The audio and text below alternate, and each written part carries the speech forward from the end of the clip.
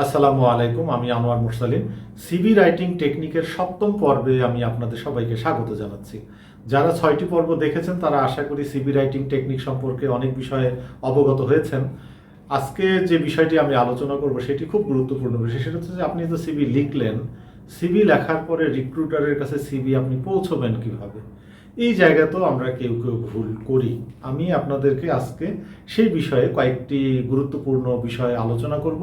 আশা করি আপনারা উপকৃত হবেন। সিভি আপনি রিক্রুটারের কাছে দুইভাবে পৌঁছতে পারেন, একটা হচ্ছে হার্ড কপি আর একটা হচ্ছে সফট কপি। হার্ড কপি আপনি নিজে গিয়ে রিক্রুটারকে দিতে পারেন, অথবা আপনি কারো মাধ্যমে রিক্রুটারের কাছে হার্ড কপি পাঠাতে পারেন। আবার আরেকটি হতে পারে ইমেলের মাধ্যমেও আপনি রিক্রুটারের কাছে পাঠাতে পারেন। তাহলে হার্ড কপি কিভাবে পাঠাবেন আর সফট কপিটা কিভাবে পাঠাবেন সেই সম্পর্কে আমি আলোচনা করছি, সাথে থাকুন।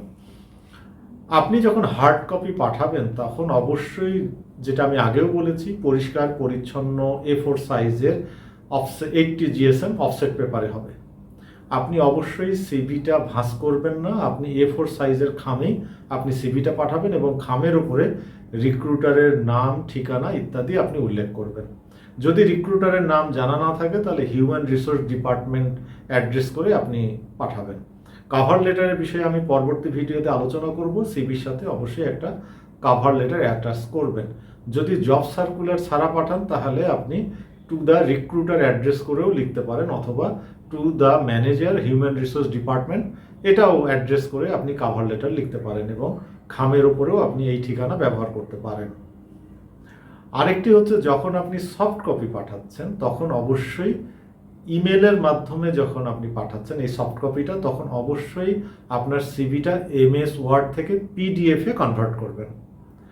সিভি তৈরি করবেন আপনি MS ওয়ার্ডে, কিন্তু পাঠাবেন PDF করে। PDF করে পাঠালে যে সুবিধাটা হয়, আপনার এটা ইমেজ আকারে যাবে এবং আপনি ঠিক যেভাবে সিভি যে ফরম্যাটে পাঠিয়েছেন ঠিক সেইভাবে রিক্রুটার এটাকে ওপেন করে প্রিন্টও করতে পারবে বা কারোর কাছে ফরওয়ার্ড করতে পারবে।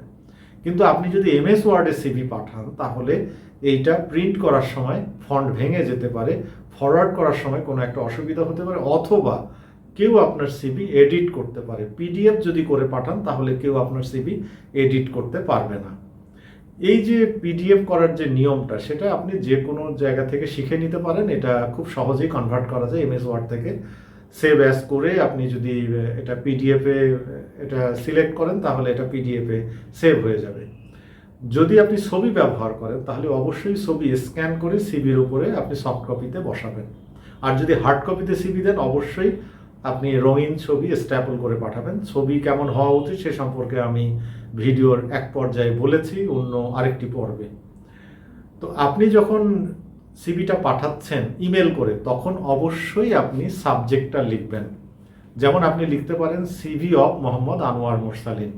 তাহলে সাবজেক্ট দেখে রিক্রুটার আপনাকে আইডেন্টিফাই করতে পারবে। এবং সিভির যে আপনি নাম দেবেন সেখানেও লিখবেন সিভি অফ মোহাম্মদ আনোয়ার মুরসালিন।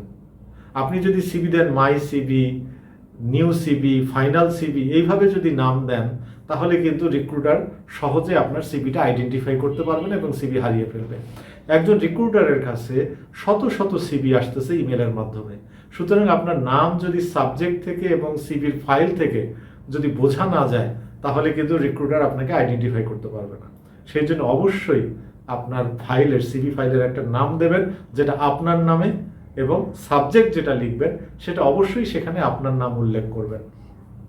আরেকটি কাজ আপনাকে করতে হবে, অনেকেই আছেন যেটা আমার কাছেও অনেকে সিভি পাঠান, জাস্ট সিভি অ্যাটাচ করে মেইল করে দেন। সেটা করবেন না। আপনি সিভিটা যখন পাঠাচ্ছেন একটা প্রফেশনাল ওয়েতে পাঠান।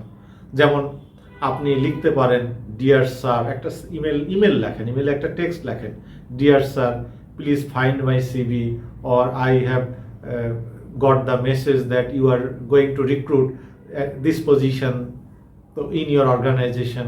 আপনি যে তার সাথে কাজ করতে চান বা আপনি যে তার সাথে কাজ করতে আগ্রহী, আপনি যে সেই অর্গানাইজেশনকে পছন্দ করেন এবং কোন পজিশনের জন্য আপনি সিভিটা পাঠাচ্ছেন সেই পজিশনের কথা উল্লেখ করবেন। আপনি যে ইন্টারেস্টেড এবং আপনার কোন কোন দক্ষতা আছে সেই সম্পর্কেও কিন্তু আপনি ইমেলে খুব সংক্ষেপে লিখবেন।